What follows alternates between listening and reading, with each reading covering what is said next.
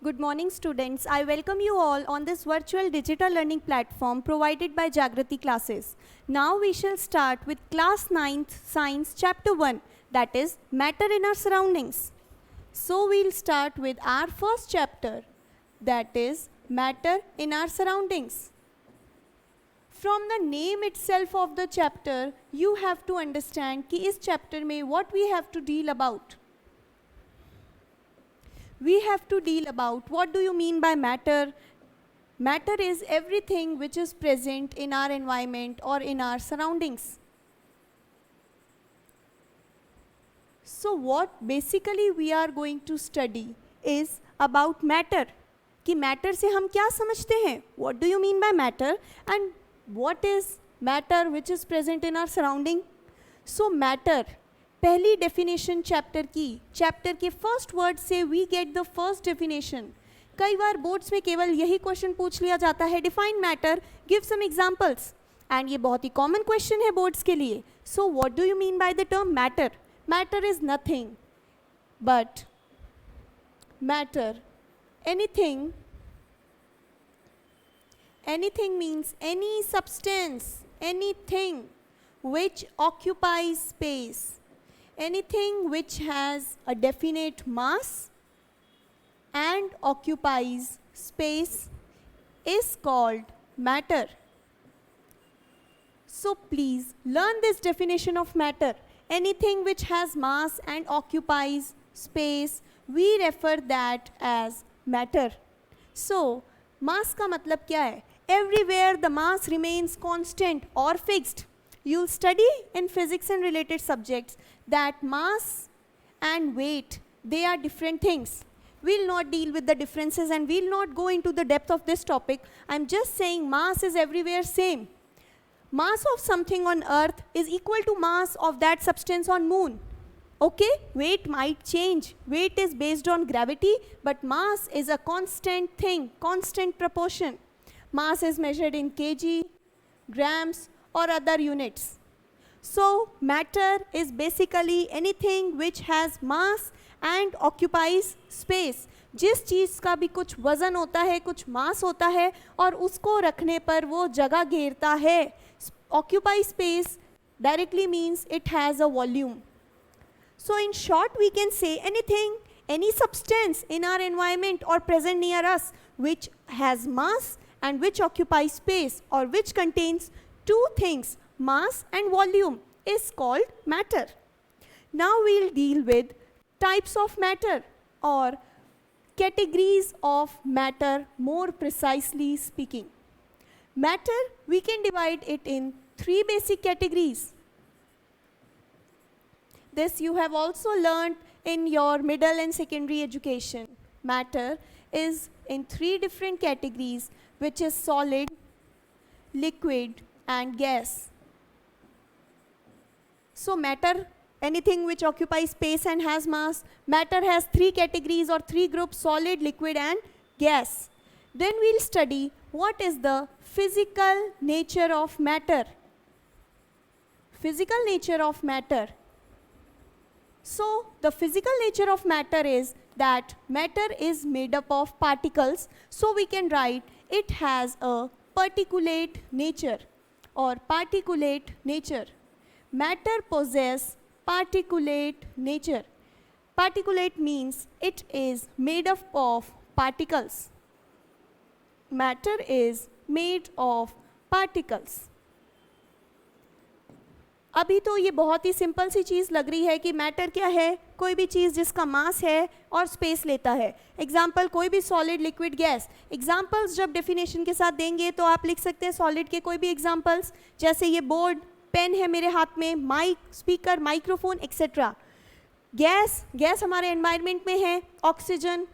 Environment में plants release करते हैं, टेकअप करते हैं कार्बन डाइऑक्साइड, नाइट्रोजन, ये डिफरेंट गैसेज हैं. लिक्विड का एग्जाम्पल, रोज़ हम पानी पीते हैं, pani is the most common. Water सबसे कॉमन लिक्विड है, और लिक्विड आपको पता है, लेमनेड ले लो, कुछ भी ले लो. तो मैटर के तीन कैटेगरीज होती है और इनके एग्जाम्पल्स लिखने हो अगर मैटर के, तो मैटर के एग्जाम्पल्स में हम लिखेंगे like chair, then I have a pen, then here I am having speakers, कोई भी एग्जाम्पल ले सकते हैं. Then for the gases you can use oxygen और nitrogen etcetera. For the liquids you can use water. The most common liquid are universal solvent water. Universal solvent कहा जाता है water को. यूनिवर्सल सॉल्वेंट का मतलब है पानी ऐसी चीज़ है जो सारी चीज़ों को अपने अंदर डिसॉल्व करने की पॉसिबिलिटी रखता है. So water is called universal solvent. तो अभी हम बात कर रहे थे मैटर की. हमने डिफाइन किया मैटर होता क्या है, डेफिनेशन क्या है. फिर हमने कहा मैटर को 3 कैटेगरीज में डिवाइड किया है. मैटर की बाद में रिसर्च के बाद 2 और कैटेगरीज बनी, टोटल 5. ये तो 3 है ही, इसके साथ 2 और बनी जिसको हम कहते हैं plasma and the next is BEC, Bose Einstein condensate. In 2 categories के बारे में हम चैप्टर के लास्ट में, यूनिट के लास्ट में थोड़ा डिस्कशन करेंगे. अभी आपको जो मैटर की कैटेगरीज याद रखनी है वो है solid, liquid and gas. Then matter का फिजिकल नेचर डिस्कस कर रहे थे. मैटर का फिजिकल नेचर होता है पर्टिकुलेट नेचर. पर्टिकुलेट नाम से पता पड़ रहा है it is made up of particles. Now we'll discuss कि ये जो मैटर के पार्टिकल्स हैं इनकी साइज क्या होती है. Size of particles of matter. तो matter anything it is made up of small particles. So size of particles is very small. That is matter comprises of tiny particles. This line is mentioned in your books. Physical nature of matter. एक तो matter का nature, पहले माना जाता था कि matter is something continuous, like a continuous sheet of paper or like a block of wood. But later on, after much experimentation and research, it was formulated that matter is nothing continuous. It has a particulate nature. And particulate, I mean, it is made up of small tiny particles. ठीक है, तो size of matter is small. To explain this, you can use an activity. Let's suppose I take a beaker. I fill it with water.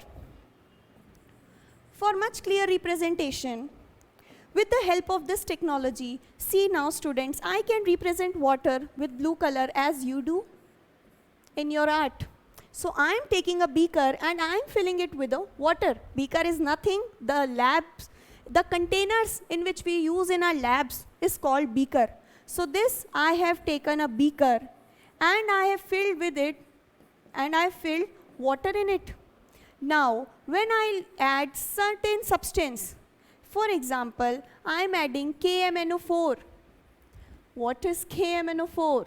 KMNO4 is nothing. It is a colored chemical.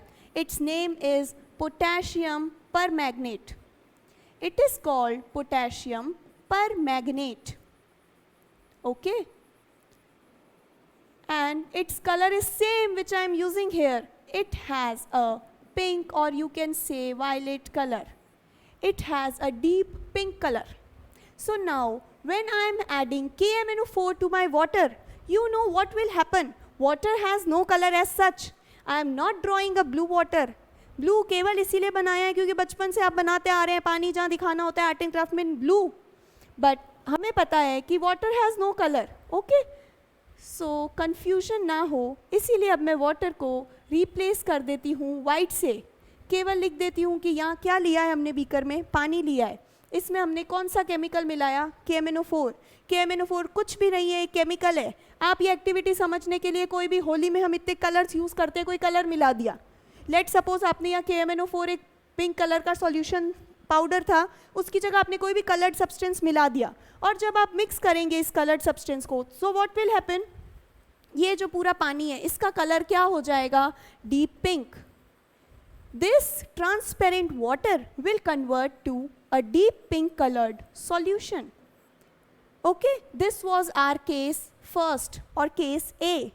Now what I'll do, I'll take, suppose this water is total 100 ml. ये पूरा पानी 100 ml हमने लिया और उसमें potassium permanganate मिलाया जिसके कारण कलर हो गया डीप पिंक. अब मैं इसमें से 10 ml ले रही हूँ सॉल्यूशन. एक टेस्ट ट्यूब में मैं इसका 10 ml निकाल देती हूँ. 10 ml मीन्स स्मॉल अमाउंट. इस कलर्ड वाटर का स्मॉल अमाउंट निकाल के what I do, I take one more case which is case B. इसमें भी मैंने भर रखा है इस बीकर में बिल्कुल क्लियर वाटर. अब मैं इस सॉल्यूशन, कलर्ड सॉल्यूशन का 10 ml अमाउंट किस में ऐड कर देंगे, वाटर में. कौन सा सॉल्यूशन है? सॉल्यूशन ए। मिला रहे हैं हम बहुत स्मॉल क्वांटिटी में, टोटल 100 में से केवल 10 ml थोड़ा सा अमाउंट निकाल के इसमें मिक्स कर दिया। जब हमने इसको इसमें मिक्स कर दिया तो क्या देखेंगे कि ये पानी भी जो हमने क्लियर लिया था ये कलर्ड बन गया। ओके, कलर्ड तो बन गया, पर इसमें और इस पानी में क्या फ़र्क होगा? यहाँ हमने बहुत KMnO4 मिलाया था, इसके कारण इसका कलर डीप पिंक था, डार्क पिंक, जबकि यहाँ पे कलर ए के कंपैरिजन में समवॉट लाइटर होगा। यहाँ जो इस सॉल्यूशन का कलर होगा वो समवॉट लाइटर। अब इस एक्टिविटी को जब हम फर्दर कैरी ऑन करते हैं, वही बात हम बीकर सी लेते हैं जिसमें वाटर भरा है 100 ml, और इसमें 10 ml ये मिला देती हूँ बी सॉल्यूशन जो कलर्ड है, 10 ml इसका इसमें मिक्स कर देते हैं, तो देखेंगे कि ये सॉल्यूशन भी पिंक हुआ है, पर ये बहुत लाइट पिंक होगा।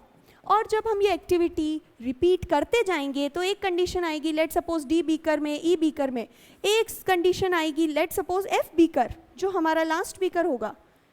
एफ वाले बीकर में हम क्या देखेंगे कि यहाँ पे जो पानी है उसमें जब 10 ml मिलाया तो बहुत ही हल्का कलर आया, लाइटेस्ट कलर। इस एक्टिविटी से हम शो करते हैं कि मैटर में नो डाउट, मैटर की जो साइज़ होती है, मैटर के क्रिस्टल में बहुत टाइनी पार्टिकल्स प्रेजेंट होते हैं। इतने टाइनी होते हैं कि जब हम डाइल्यूशन करते गए ए से B, C, D and F, तब भी हमें कलर दिखा। फ़र्क क्या था? What was the difference? The difference lies in the intensity of the colour. Intensity का मतलब डार्कनेस, अमाउंट, कलर की शेड लाइट की तरफ टर्न होती गई। तो इससे हम समझ सकते हैं, पर ये नहीं है कि कलर डिसअपियर हो गया, इसमें कलर था, बी में मिलाया तब भी कलर दिखा। इसका मतलब हम कह सकते हैं कि मैटर के पार्टिकल्स बहुत ही टाइनी होते हैं। मैटर की एक छोटी सी क्रिस्टल में millions of particles are present, and that small crystal, let's suppose you take a sugar crystal, चीनी की क्रिस्टल लेते हैं, चीनी का दाना, you know it's very small, and that sugar crystal I am assuming it as a particle of matter, so इसमें millions of matter particles होंगे, so their size is quite small. Okay, I hope you understood. If it is asked in exams ki what about size, so we can say matter is composed of small or tiny particles.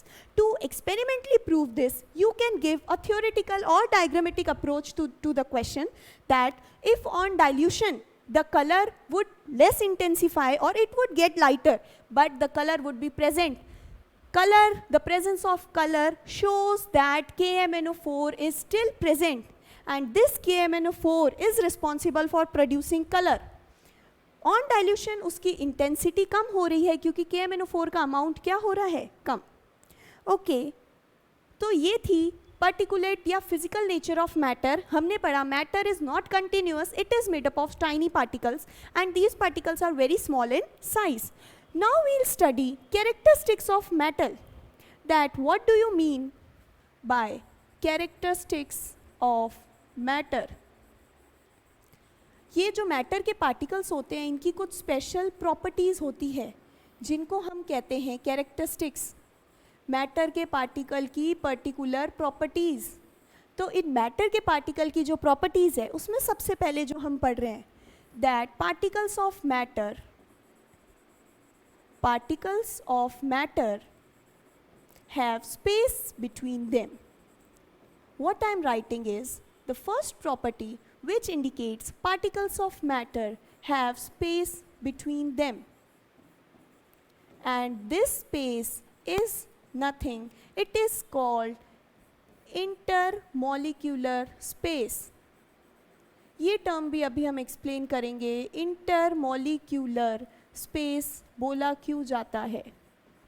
अब हम देख रहे हैं कि पहली property के बारे में अगर हम बात करें, matter is made up of tiny particles, and these particles of matter have space between them.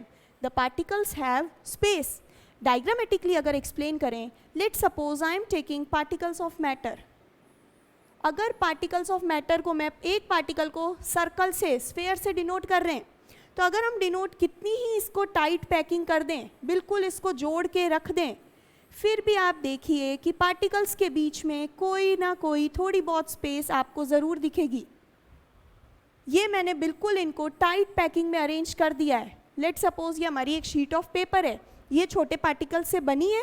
And आगे हम पढ़ेंगे कि सॉलिड्स के जो पार्टिकल्स होते हैं वो आपस में बिल्कुल अट्रैक्टेड रहते हैं, जुड़े हुए रहते हैं. तब भी इसमें देखिए ये जो हम रीजन ब्लू से मार्क कर रहे हैं ये क्या है, इन पार्टिकल्स के बीच की स्पेस. ये इन पार्टिकल्स के बीच की स्पेस है. एंड अगर ये पार्टिकल्स को मैं मॉलिक्यूल मानूं, let suppose this is one molecule, this is the next molecule. दो मॉलिक्यूल के बीच की ये जो स्पेस है इसी को बोला जाता है इंटर मॉलिक्यूलर स्पेस.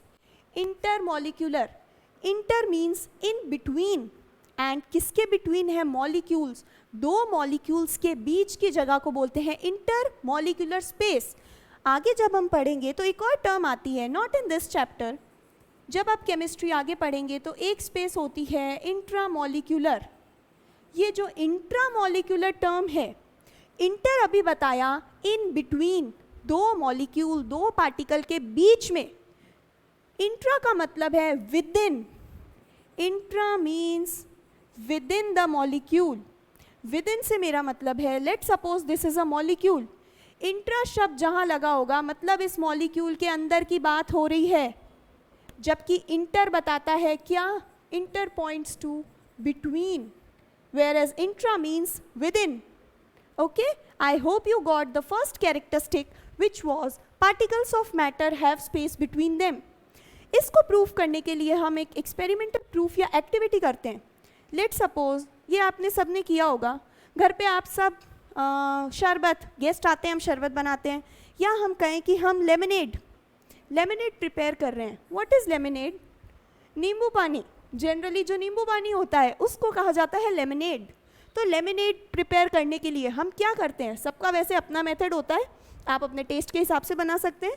यहाँ हम केमिस्ट्री पॉइंट ऑफ व्यू से डिस्कस करना चाहेंगे कि लेमनेड में आपने एक ग्लास लिया जिसमें आपने पानी भर दिया. अब इस पानी में आपने let suppose first sugar mix की. आप चाहे जो पहले मिक्स करें, सब चीज़ें एक साथ डालें. मैं ऐसा करती हूँ कि इसमें पहले क्या मिक्स कर रही हूँ, क्या इंक्लूड कर रही हूँ, शुगर.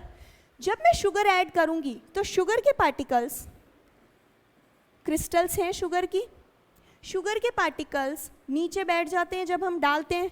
इसके बाद जब हम इसको मिक्स करते हैं तो कुछ टाइम बाद मिक्स करने के बाद देखते हैं ग्लास से चीनी गायब हो गई. तो ये कहाँ जाती है? कभी आपने ऐसा सोचा है या बस नींबू पानी बनाया पी लिया और हमारा तो काम हो गया? नहीं. अब हम साइंस पढ़ रहे हैं तो हम साइंस को अपने डेली एक्टिविटीज़ से रिलेट करेंगे जितना हो सके. तो हम कह रहे हैं नींबू पानी बनाते वक्त जब आपने इसमें शुगर ऐड की एंड यू स्टिर और mix the solution, where does this sugar disappear? This sugar goes into the spaces which is present between the water molecules. आगे अभी हम एक कंपैरेटिव स्टडी करेंगे. सॉलिड जो होते हैं उनमें बहुत कम स्पेसेस होती है क्योंकि ये टाइटली पैक्ड होते हैं. लिक्विड के पार्टिकल्स कुछ दूर होते हैं तो उनमें काफ़ी स्पेस रहती है सॉलिड से ज़्यादा. एंड गैसेस के पार्टिकल्स तो बिल्कुल बहुत दूर होते हैं. सॉलिड के पार्टिकल्स, लेट सपोज ये दो पार्टिकल्स है, बिल्कुल स्टिक्ड रहते हैं. अभी आपको मेरे हाथ में बीच में जो पेन है वो नहीं दिख रहा होगा, स्टिक्ड है. लिक्विड के पार्टिकल्स क्या होते हैं, थोड़े दूर. And gases are very far away from each other. Gases बहुत दूर होते हैं इनके पार्टिकल्स. तो हम कह रहे हैं, हमने वाटर लिया. Water you all no is a liquid. Water is a liquid. तो लिक्विड के पार्टिकल्स, ये वाटर के पार्टिकल्स जो हैं, इनमें क्या होगी, बीच में स्पेसेस. ये जो स्पेसेस है इसमें कौन एंटर करता है? इसमें एंटर करती है हमारी शुगर मॉलिक्यूल्स. जब भी हम शुगर मिक्स करते हैं तो मिक्स करने के बाद, चम्मच से स्टिर करने के बाद वो क्यों गायब हो जाती है? Why does it disappears? It disappears because the sugar atoms और molecules goes in the space between the water molecules. Water molecules के बीच में जो स्पेस है वहाँ चली जाती है आपकी शुगर. तो इससे हम प्रूफ कर सकते हैं इस activity say that particles of matter have space between them. Okay. Now coming on to the next characteristic. Students, now I am discussing the second property of metal. First one was particles of matter have space between them. The next is really simple, that particles of matter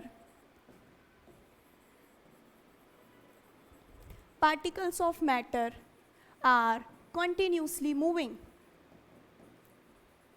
particles of matter are continuously moving. What does this symbolize that particles of matter are continuously moving? हमें तो move होते हुए नहीं दिखते. कोई भी matter हमने लिया, पानी हम लेते हैं ग्लास में, क्या वो आपको मूव होता हुआ दिखता है? तो फिर ये क्या प्रॉपर्टी बनाई है कि पार्टिकल्स ऑफ मैटर मूव कर रहे हैं? चलिए इसे समझते हैं. इस प्रॉपर्टी का मतलब है कि हमने कोई भी एक बीकर ले लेते हैं, कंटेनर ले लेते हैं, जिसमें हम एज़ यूजुअल हमारा फेवरेट वाटर ले लिया हमने. अब हम क्या कर रहे हैं, इसको हमें बिल्कुल अनडिस्टर्ब रखना है. इसको एक टेबल पे रख दिया और इसको छेड़ा नहीं कुछ टाइम, तो वाटर बिल्कुल स्टेबल हो जाएगा, अनडिस्टर्ब्ड रहेगा. इस अनडिस्टर्ब में we'll now add a drop of ink. Let's suppose we'll add a blue coloured ink.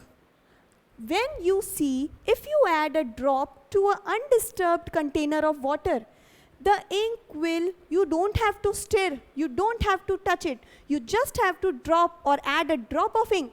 You will observe that this ink drop automatically get mixes in the water. You can also see various experiments demonstrating this activity.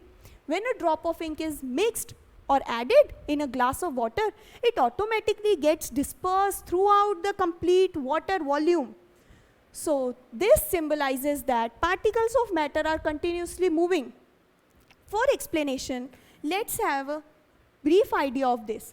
What is there that solid particles, they move or vibrate on their mean position. These particles undergo vibrations. They are not at a constant fixed position. These particles are continuously vibrating. Okay? They have certain forces of attraction, but ये अपनी जगह solid के particles vibrate करते हैं. क्योंकि इनका vibration है and when ink is added, तो इनके वाइब्रेशन के कारण वो जो इंक ड्रॉप आई है, सारे पार्टिकल्स बहुत होंगे, सब वाइब्रेट कर रहे हैं अपनी जगह पर, to and fro on their mean position. तो ये इंक ऑटोमेटिकली क्या हो जाती है, डिस्पर्स या mix. Okay, now the third property which we'll do. The third property states, okay, let me also introduce one term of the second property. The second property we said that particles of matter are continuously moving. तो ये जो particles होते हैं ये random direction में move करते हैं. Random direction, इनका कोई fixed direction नहीं है, randomly move करते हैं. And इस random direction को हम कह सकते हैं like in zigzag direction. जो भी particles होंगे वो zigzag direction में move करेंगे. ये पार्टिकल ऐसे कर रहा है, ये यहाँ जा रहा है, ये कहीं जा रहा है, कोई डायरेक्शन फिक्स नहीं है, सब जिगजैग डायरेक्शन में मूव करते रहते हैं. इस मोशन को कहा जाता है Brownian motion. So you should know this term. What do you mean bye Brownian motion? Brownian motion is nothing, it is just the movement of particles. The term required to describe the movement of particles of matter is called Brownian motion. Now let's come to the third property. We have done that they have space, we have done that they show a zigzag motion or randomly move. The next and last property is particles of matter attract each other. Particles of matter attract each other. इस property को समझाने के लिए फिर से हम एक example consider करते हैं. लेट्स सपोज यहाँ पर एक टैप है, इस टैप में से पानी फ्लो हो रहा है. अगर हम, आपने कभी किया होगा, टैप के नीचे हम उंगली या हाथ डालते हैं तो क्या होगा, अगर हमने यहाँ पे हमारी फिंगर लगा दी तो ये जो पानी की स्ट्रीम है ये कैसे फ्लो करेगी, ये ऐसे घूम लेगी यहाँ से और ये यहाँ से फ्लो करने लग जाएगी. पर जब ये नीचे आएगी तो ये वापस कंटिन्यूसली सीधे फ्लो करेगी.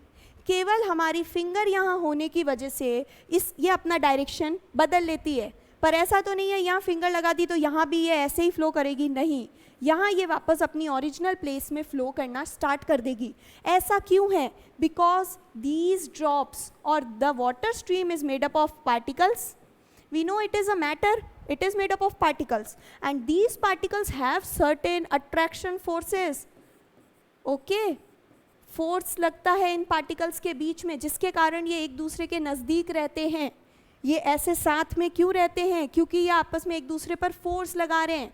So we are saying that particles of matter attract each other. Particles of matter attract each other. Okay? Now, we have discussed matter, what is matter, and the properties of matter, then the physical nature of matter, which is particulate. Now the next thing given in your book is the comparison between different states of matter. Comparison means we'll study 3 states. I told you earlier, matter is made up of basically 3, but it generally has 5 states. The last 2 states, which is plasma and Bose-Einstein condensate, will be dealt later. Now we are doing a comparative study of the 3 states of matter. The first one is solid. The next one is what we call a liquid state. And the last is gaseous state. We'll do a comparative study on these 3 states. The first point of comparison would be shape. Here, I am writing the first point of comparison, which is shape. In solid as we all know, the common example we can take is chair. So in solid, it has a definite shape. Solid has a definite or fixed shape. Whereas liquid, the shape of liquid is not fixed. It has indefinite shape. And same is the case with gases. Gases also possess indefinite shape. That is, liquid and gases do not have a particular fixed shape. Indefinite means not fixed. Liquids do not have any fixed shape. They take the shape of the container in which they are kept. If you take 10 ml of liquid, say, and if you pour it in a glass, then the shape of liquid would also become cylindrical as the shape of glass. But if you pour the liquid in a tumbler or in a bowl, the liquid would also take the shape of a tumbler, that is a semicircular shape. So we say that the shape in liquid is indefinite, it is not fixed, while in case of solids have a definite shape. If you try to change its shape, it would break off. Then the next property which we'll study, the next point is force of attraction, or let's study intermolecular space. Now we'll study intermolecular spaces. Solids have very less intermolecular space. In solids, the arrangement is very tight. It is highly attracted. So the intermolecular space is very less. I explained you that in solids, the particles are very tightly packed. They are closely packed to each other. So solids do not contain much intermolecular space. You can see that this space is very less in between the particles. While talking about the liquids have large, or we can say moderate intermolecular space.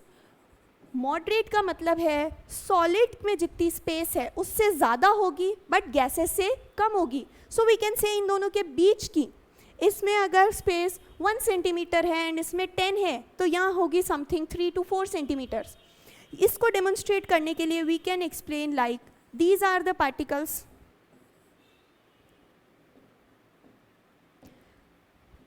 These are the particles of liquid. These are not as strongly arranged as in solids. These are slightly away. They have certain space. So this can be demonstrated by this diagram, that liquids have certain space while solids, they don't have any space. The space is just this in the solid crystal. While in liquid you can see we have much larger spaces. These all are what? Vacant spaces between the particles, which we call intermolecular space. In gaseous form, what do we have in gases? In gases, the particles are very far away from each other, very far. So they contain large vacant spaces or large intermolecular space. So on comparison of point second, which was intermolecular space, we saw that in solids there is very less or negligible intermolecular space, while moving on to liquids, liquid has a moderate intermolecular space. And gases, the particles are very far away from each other, so they contain a lot of intermolecular spaces. Now we'll deal with the same, that is solid, liquid and gas.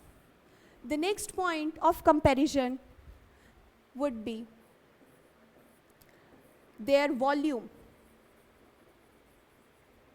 Solids show a fixed volume. Solids have a fixed volume, okay? But in liquids have moderately fixed volume. And on comparing the gases can be, their volume can be altered. Altered means the particles of gases are very far away from each other. If we apply significant pressure, then we can compress these particles, and when these particles will come together, if we apply pressure P, then these particles will come closer to each other, and the space between them will reduce. So it will be converted to liquid. Because of this only, this property is called compressibility of gas. It is that gases are highly compressible, or they can be compressed to a higher or larger extent. But while dealing with solid, you can't compress a solid. If you take a block of wood, can you compress it? Compress simply means pressing the solid. No, it will not get pressed. But while dealing with liquids, they show moderate compressibility. Every property of liquid generally is intermediate to solid and gases. Now, the fourth property I have already discussed, compressibility. Solids don't show any compressibility. They can't be compressed. If you try to compress, you will break off the solid, but it would not compress. Liquids have moderate compressibility or intermediate compressibility. While dealing with gases, these are highly compressible. They can be compressed to a large extent. In the further section, we'll see how to convert these states into one another. There we'll see a method that when high pressure is applied to gases, these show conversion to liquid. And the same concept lies when high pressure is applied to liquid, they convert to solid. Because इनमें basic difference क्या है? Intermolecular space. Gases के particles बहुत दूर हैं. जब हम कोशिश करके इनको पास लाएंगे तो इनकी इंटरमॉलिक्यूलर स्पेस कम हो जाएगी, और कम इंटरमॉलिक्यूलर स्पेस किस में होती है? लिक्विड्स में. तो गैसेस किस में कन्वर्ट हो जाएंगी? In liquid. एंड जब इस लिक्विड को कंप्रेस करा जाएगा और इन पार्टिकल्स को बिल्कुल क्लोजली और टाइटली पैक कर देंगे, then we would observe the state that is solid state. Now you can write more differences about the examples. You can give examples of solid, examples of liquid, and examples of gases. Next, solids. There is a property of solid that solids are called rigid.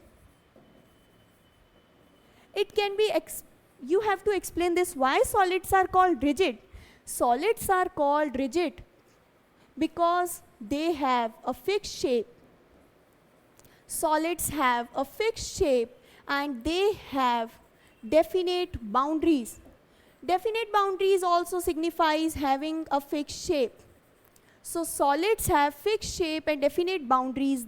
This is the reason we call them rigid. This is not in the case of gases and liquids. So the common term given to gases and liquids is fluid. We say gases and liquid both are considered fluid and not rigid. Rigid क्यों नहीं कहते? क्योंकि इनकी shape fix नहीं होती, इनकी boundaries fix नहीं है. Liquids and gases take the shape of the container in which they are kept. जिस container में आप इनको डालेंगे, वो उस container की shape ले लेगा. And these have a tendency to flow. These show a tendency to flow, so they are called fluid and not rigid. So this was all about the different states, definition of matter, different examples of matter, and a comparative account of solid, liquid, and gases. Now the next thing given in your NCERT is some important points. 3 points are given. It can come in the form of question in your exams. That if we take a rubber band, prove that rubber band is a solid. अभी हमने पढ़ा है कि solids उन्हें कहते हैं जिनको compress नहीं कर सकते, जिनकी शेप को चेंज नहीं किया जा सकता। बट रबर बैंड सबको पता है, हम अगर फोर्स लगाते हैं इस पर तो रबर बैंड शो करता है ये स्ट्रेच हो जाता है। स्ट्रेच का मतलब इलोंगेट हो जाता है, इससे इसकी शेप क्या हो जाती है, चेंज। कुछ देर पहले हमने बात की सॉलिड केवल उन्हें कहेंगे जिनकी शेप फिक्स रहती है, अगर आपने चेंज करने की कोशिश की they will break off. But here considering rubber band, then why rubber band is a solid, why it is not a liquid or gas? The simple answer lies in the fact that on application of force it changes its shape, shape change कर लेता है, but as soon as we remove the force it regains its original position। Rubber band पे जब आप force लगाएंगे तो ये अपनी शेप चेंज कर लेगा, स्ट्रेच हो जाएगा, पर जैसे ही हमने ये फोर्स रिमूव किया it regains its original shape back, so rubber band is a solid। Next it is given in the books that sponge, why sponge is a solid? You told that solids cannot be compressed, and sponge we can easily compress it, even a child can do it with minimum amount of force, then why a sponge is solid? So the reason lies in the fact that the sponge contains minute holes or pores. In these holes air is trapped, as soon as you compress it the air expels out, air is removed। In holes में air होती है, जब इसको compress किया जाता है तो ये एयर एक्सपेल आउट हो जाती है, रिमूव हो जाती है, इसीलिए स्पंज को सॉलिड बोला है। ऐसा नहीं है कि इसमें कंप्रेसिबिलिटी आ गई तो ये गैस बन जाएगा, लिक्विड बन जाएगा, ये बाकी सारी प्रॉपर्टीज सॉलिड की शो करता है। शेप की जो बात है उसका भी यही एक्सप्लेनेशन है कि इसमें छोटे होल्स होते हैं जिनमें एयर ट्रैप्ड रहती है, as soon as we compress it the air is expelled out, इसीलिए इसको भी सॉलिड बोला जाएगा। Okay, the next is salt और sugar crystal. Sugar or salt, you can take any one. We said that we all know actually from the starting what is sugar. इस chapter को पढ़ने से पहले भी कोई पूछता what is sugar, a solid, a liquid or a gas, you would probably answer simply it's a solid, we all know. But we have studied or discussed some properties. Sugar, अगर हम उसे अपने हाथ में लेंगे then shape of sugar would change. Okay, if I am keeping it in a glass tumbler or container, it would become a rectangular shape. But if we pour out it in a bowl, then it would apply a semicircular shape. तो यहाँ भी तो liquid की तरह इसको जिस container में डाल रहे हैं इसकी शेप बदल रही है, तो फिर ये लिक्विड हो जाना चाहिए, लिक्विड की प्रॉपर्टीज़ को फॉलो कर रहा है, और सॉलिड से तो ये बिल्कुल डिस्टॉर्ट हो रहा है। पर शुगर लिक्विड नहीं है, ये तो आप जानते हैं। Can any one of you explain कि ये भी लिक्विड की तरह, अभी मैंने समझाया था कि लिक्विड को जिस कंटेनर में डालेंगे लिक्विड वैसी शेप ले लेगा, शुगर भी ऐसा ही कर रही है, सॉल्ट भी ऐसा ही कर रहा है, जिस कंटेनर में डाल रहे हैं उसकी शेप ये ले रहे हैं। ऐसा नहीं है, हमने कहा था इसके पार्टिकल की शेप, ध्यान देना है कि शुगर का जो क्रिस्टल है वो पर्टिकुलर शेप का ही है, उसकी ज्योमेट्री फिक्स्ड है। कंटेनर की बात, लिक्विड में पार्टिकल्स की ज्योमेट्री फिक्स नहीं है। यहाँ शुगर एंड सॉल्ट में इंडिविजुअल पार्टिकल्स की शेप चेंज नहीं हो रही, चाहे आप शुगर के क्रिस्टल्स को हाथ पे ले लें, ये थोड़ी है कि शुगर के क्रिस्टल्स आपके हाथ पे मेल्ट हो जाएंगे या वो शेप ले लेंगे, नहीं, वो अपनी इंडिविजुअल शेप मेंटेन करके रखते हैं, इसीलिए शुगर और सॉल्ट को सॉलिड ही माना जाता है। इसको एग्जाम में लिक्विड या गैस नहीं लिखना है। So I hope you understood this basic difference, and ये 3 इंपॉर्टेंट क्वेश्चन या केसेस हैं जो एनसीईआरटी में मेंशन्ड है, इनके रीजंस एक्सप्लेन कर दिए गए हैं। Now what is next in your NCERT is a process called diffusion. We have a process which is called diffusion.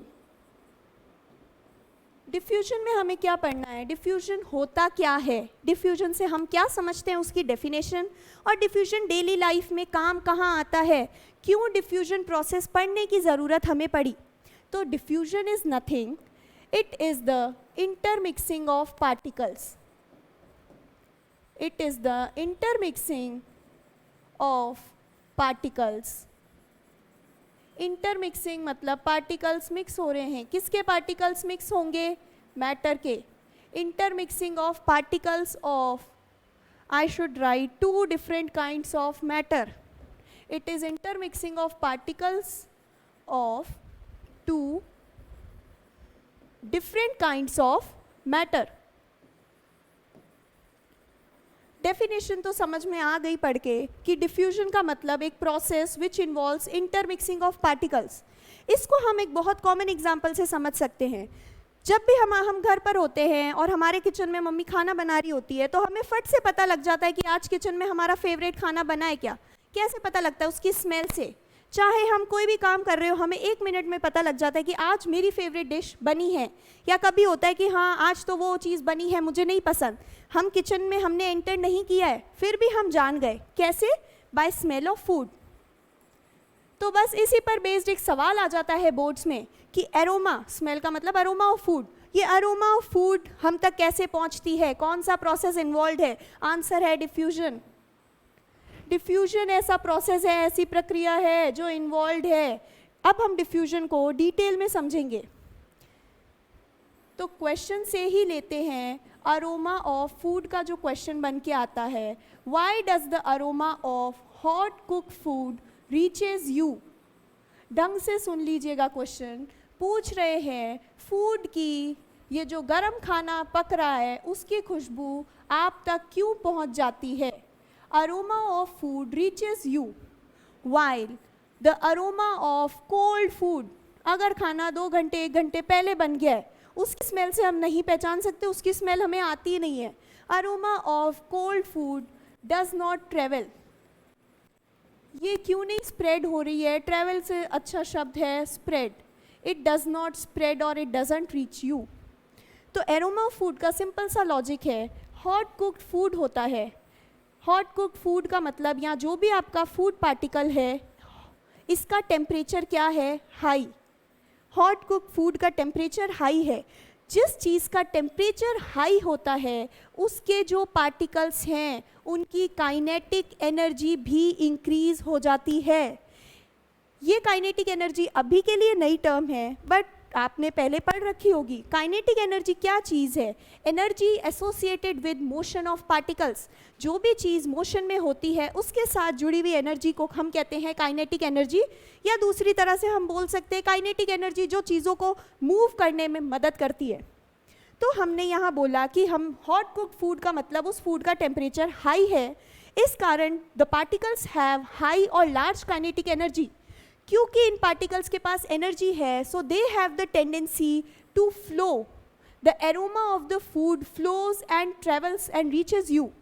But cold food जो है इसका टेम्परेचर बहुत लो है. अगर ये खाना फ्रिज में रखा होगा तो टेम्परेचर और भी कम होगा, स्मेल बहुत कम दूरी तक ही आएगी. तो हम कह रहे हैं कोल्ड फूड का temperature is very minimum, very less, जिसके कारण इन पार्टिकल्स की काइनेटिक एनर्जी नेग्लिजिबल होती है. नेग्लिजिबल इज़ न्यूनतम, बिल्कुल ज़ीरो के करीब. अब ज़ीरो के करीब होने से ये होता है कि इस फूड के पार्टिकल्स जो है इनकी स्मेल इंटरमिक्स नहीं हो पाती. ये एयर में मिक्स नहीं हो रही तो हम तक कैसे पहुंचेगी? जबकि हॉट कुक्ड फूड के पार्टिकल्स टेम्परेचर हाई होने के कारण लार्ज काइनेटिक एनर्जी कैरी कर रहे हैं. लार्ज काइनेटिक एनर्जी होने के कारण इनमें जो डिफ्यूजन प्रोसेस है वो देखा जाता है. होता क्या है डिफ्यूजन में? ये जो पार्टिकल्स की स्मेल है, ये फूड भी एक मैटर है. This is our first matter, matter 1. पूरे सराउंडिंग में हमारे पास क्या है? Air. Air is also a matter. So we have here as per the definition of diffusion 2 different matter. And जब 2 डिफरेंट मैटर के पार्टिकल्स आपस में इंटरमिक्स हो जाते हैं, घुल जाते हैं, तो उसी को हम बोलते हैं डिफ्यूजन. तो ये पूछा जाता है कि हॉट कुक्ड फूड की एरोमा क्यों आ जाती है, कोल्ड फूड की क्यों नहीं आती. You have to give terms. Temperature के कारण काइनेटिक एनर्जी बढ़ती है, उस कारण हमें क्या देखने को मिलता है? Diffusion process. And diffusion is simply intermixing. So I hope you have got the topic. Diffusion होता क्या है, इसको हम डेली लाइफ में कैसे समझ सकते हैं? तो फूड की अरोमा से. नाउ डिफ्यूजन की रेट अगर हम डिस्कस करें, रेट ऑफ डिफ्यूजन, तो गैसेस जो है वो हाई डिफ्यूजन दिखाएगी compared to liquid and compare to solid. ये यहाँ लिखा है rate of diffusion. Rate of diffusion, diffusion की दर या स्पीड। सबसे ज़्यादा डिफ्यूजन किस में देखा जाएगा? गैसेस में। Next would be in liquid and minimum diffusion would be in solid. इसका क्या रीज़न है कि गैसेस में हाई डिफ्यूजन हो रहा है? डिफ्यूजन तक तो समझ में आई थी बात कि डिफ्यूजन क्या है, इंटरमिक्स हो रहा है, ठीक है। अभी मैंने लॉजिक भी बता दिया, एक एग्जांपल से समझा दिया, एरोमा। ये क्या ऐसा दिया हुआ है कि रेट, तो हम समझते हैं गैसेस में जो पार्टिकल्स, पहले आपको बता दिया था गैसेस में पार्टिकल्स बहुत दूर दूर हैं। पार्टिकल्स दूर होने का मतलब है इनके बीच में फोर्सेस बिल्कुल वीक है, इनके बीच में अट्रैक्शन फोर्सेस नहीं के बराबर है, जबकि सॉलिड के पार्टिकल्स आपस में बिल्कुल टाइटली पैक्ड होते हैं। Why these are tightly packed? क्योंकि इन पार्टिकल्स के बीच का फोर्स इनको एक दूसरे की तरफ बाउंड करके रख रहा है। They are tightly bound to each other. तो गैसेस में क्योंकि ये फोर्स कम है, तो गैसेस के पार्टिकल्स फ्रीली मूव करते हैं। दे शो फ्री मोशन। ये फ्री मोशन बताते हैं। फ्री मोशन या रैंडम मोशन होने के कारण इनकी डिफ्यूजन रेट ज़्यादा हो जाती है, जबकि सॉलिड्स में हमें इनको अलग करने के लिए काफ़ी एनर्जी चाहिए। पहले तो हमें एनर्जी देनी पड़ेगी, इनको अलग करने के लिए हीट देनी पड़ेगी। जब ये अलग हो जाएंगे उसके बाद और एनर्जी देंगे ताकि इनके पास काइनेटिक एनर्जी आए और ये मूव करें। तो इसीलिए सॉलिड्स में डिफ्यूजन की रेट स्लो होती है compare to gases. And liquids as usual gases और सॉलिड की इंटरमीडिएट प्रॉपर्टी शो करता है। अब हम जो नेक्स्ट डील करेंगे, ये था इसका इंट्रोडक्टरी। हमने पढ़ा मैटर, डेफिनेशन, मैटर होता क्या है, किसको मैटर कहेंगे। फिर हमने पढ़ी मैटर की 3 स्टेट, सॉलिड, लिक्विड, गैस। आपको बता दिया इसका कंपैरेटिव अकाउंट कि आप इसको कंपैरिजन कैसे करेंगे। जनरली एक लॉन्ग क्वेश्चन पूछा ही जाता है कि सॉलिड, लिक्विड, गैस में डिफरेंसेस एक्सप्लेन करिए। फिर हमने एक शॉर्ट क्वेश्चन का टॉपिक देखा डिफ्यूजन और उसके कुछ लॉजिकल कॉन्सेप्ट्स। नाउ हम देख रहे हैं इंटर कन्वर्जन ऑफ स्टेट्स। अब जो टॉपिक शुरू करना है, इट इज इंटर कन्वर्जन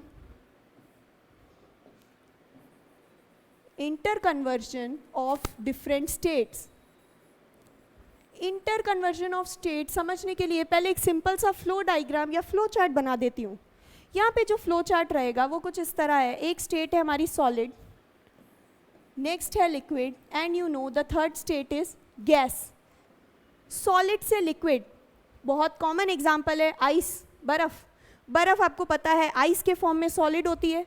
जब इसको रूम टेम्परेचर पे रखते हैं या इसका टेम्परेचर बढ़ जाता है तो ये किस फॉर्म में कन्वर्ट हो जाती है? लिक्विड। एंड नेक्स्ट अगर उस लिक्विड पानी बन जाएगा बर्फ़ का, और जब बर्फ़ को गर्म किया जाए और इस पानी को गर्म किया जाए तो वो क्या बन जाएंगे? Vapours, gas. तो सॉलिड से लिक्विड में कन्वर्ट होने के प्रोसेस को हम बोलते हैं मेल्टिंग। इस प्रोसेस को बोला जाता है मेल्टिंग, और साइंस की भाषा में this process is termed as fusion. Fusion is nothing melting. जब एक सॉलिड चीज़ लिक्विड में बदल रही है, it is called fusion. Then liquid से गैस में बदलने का process, you all know, it is called evaporation. Evaporation के अलावा it is also known by different names. It is also called vaporisation. Vaporization of liquid means conversion of liquid into gas. Then कुछ solids, अब liquid से वापस हमें solid बनाना है या gas से वापस हमें लिक्विड बनाना है तो भी हम बना सकते हैं, नथिंग डिफिकल्ट। कौन सा प्रोसेस यूज़ करेंगे जब हम गैस से लिक्विड बनाना चाहते हैं? गैस से लिक्विड बनाने के लिए छोटी क्लासेस में हम पढ़ते थे वाटर साइकिल। वाटर साइकिल में जो प्रोसेस इन्वॉल्व था वो क्या था? कंडेंसेशन। गैस से लिक्विड बनाने का जो प्रोसेस है, it is condensation of gas. Gas का टेम्परेचर कम कर दो, प्रेशर बढ़ा दो, तो गैस के पार्टिकल्स पास आ जाएंगे और लिक्विड में बदल जाएंगे। ये बोलते हैं हम कंडेंसेशन। लिक्विड से सॉलिड बनाने के लिए क्या करते हैं हम? फ्रीजिंग। बहुत कॉमन है, लिक्विड मतलब पानी। पानी को अगर बर्फ़ बनाना है क्या करोगे? कम टेम्परेचर पे रख दोगे, फ्रीज में डाल दोगे। तो freezing is the process which converts a liquid into solid. अब कुछ सॉलिड्स ऐसे भी होते हैं जो इतना लॉन्ग प्रोसेस नहीं फॉलो करते, डायरेक्ट सॉलिड से किस में बदल जाते हैं? गैस में, या गैस से वापस कहाँ बदल जाते हैं? सॉलिड्स में। इस प्रोसेस को हम बोलते हैं sublimation. It is called sublimation. ये जो दोनों एरो के प्रोसेस है, चाहे सॉलिड से गैस बन जाए या गैस से लिक्विड, इन दोनों को ही क्या बोला जाता है? सब्लिमेशन। सब्लिमेशन पे शॉर्ट नोट ज़रूर पूछा जाता है। एक तो सब्लिमेशन की definition, definition in the sense the conversion of solid directly into gaseous state without converting into liquid. जो सॉलिड सीधा गैस में बदल जाए बिना लिक्विड में बदले, उस प्रोसेस को बोलते हैं sublimation. And vice versa, vice versa means gas वापस सॉलिड में बदल जाए बिना ये लिक्विड में बदले, shortcut path to convert directly from solid to gas और gas to solid is called sublimation. Sublimation के एग्जाम्पल्स पूछ लिए जाते हैं कि बताइए ये सब्लिमेशन का प्रोसेस कौन दिखाता है? तो हम देखा होगा अपने डेली लाइफ में कपूर की बॉल्स डालते हैं, कैम्फर। तो सब्लिमेशन के एग्जाम्पल्स, एक तो नेफ्थलीन बॉल्स। नेफ्थलीन बॉल्स क्या होती हैं? कपूर की गोलियां डाली जाती है गर्म कपड़ों में ताकि कीड़े ना लगे, मौत से बच जाए, moths, to prevent the worms और मॉथ्स। ठीक है, तो these are the examples. First is naphthalene balls, second is camphor. Camphor जो जनरल कपूर हम पूजा में काम में लेते हैं, सीधा हम कपूर सॉलिड होता है उसको जलाते हैं, वो सीधा किस में? वेपर्स बन जाते हैं, गैस बन जाती है। तो सब्लिमेशन दिखा रहा है, लिक्विड नहीं बनता। Next is incense stick. ये कैम्फर, इंसेंस स्टिक सब डेली लाइफ के एग्जाम्पल्स हैं। डेली लाइफ में हमें नहीं पता, हमें पता है कैम्फर बना, कपूर बना रहा है सीधा गैस, प्रोसेस क्या है? सब्लिमेशन। इंग्लिश में क्या बोलेंगे? Camphor. Incense stick is nothing, अगरबत्ती। अगरबत्ती सॉलिड है, उसको जलाएंगे, किस में बदल जाएगी? गैस में। क्या अगरबत्ती जलाने पर कभी पानी गिरता है? नहीं। तो इसीलिए हम कह रहे हैं जब सॉलिड गैस में बदल जाए उस प्रोसेस को कहते हैं सब्लिमेशन। एक केमिकल का नाम भी आप ध्यान रख सकते हैं, it is aluminium chloride, AlCl3। Aluminium chloride भी सब्लिमेशन शो करता है, पाउडर फॉर्म में होता है, सीधा किस में कन्वर्ट हो जाता है? गैस में। तो ये था इंटर कन्वर्जन ऑफ स्टेट्स के बारे में। अब हम इन सारे प्रोसेसेस को डिटेल में स्टडी करेंगे। एक होता है, सबसे पहले हम ले लेते हैं एक प्रोसेस जो डिटेल में पढ़ना है, सॉलिड से लिक्विड में बदलना। ये जो सॉलिड से लिक्विड में बदलना है, अभी प्रोसेस का नाम बताया, इट इज़ कॉल्ड फ्यूजन या मेल्टिंग। अब इसमें दो चीज़ें पढ़नी है। एक तो पढ़नी है मेल्टिंग पॉइंट की definition, what do you mean bye melting point. Next हम पढ़ेंगे वेरी वेरी इंपॉर्टेंट, जितना स्टार मार्क कर सकते हैं कर लें, it is latent heat of fusion. Latent heat of fusion बहुत इंपॉर्टेंट टॉपिक है, बहुत इंपॉर्टेंट चीज़ है जो हमें समझ में आनी चाहिए। हर चीज़ को रटने की ज़रूरत नहीं है। कई बच्चे रट लेते हैं, हाँ लेटेंट का मतलब बुक्स में लिखा है हिडन। हाँ तो हिडन कहाँ है, क्यों कहाँ है हिडन, छुपी हुई, ये हम डिस्कस अभी करेंगे। पहले बता देती हूँ मेल्टिंग पॉइंट के बारे में। What do you understand by melting point? Okay, thank you. We'll end here and we'll continue the video in the next session. Thank you everyone.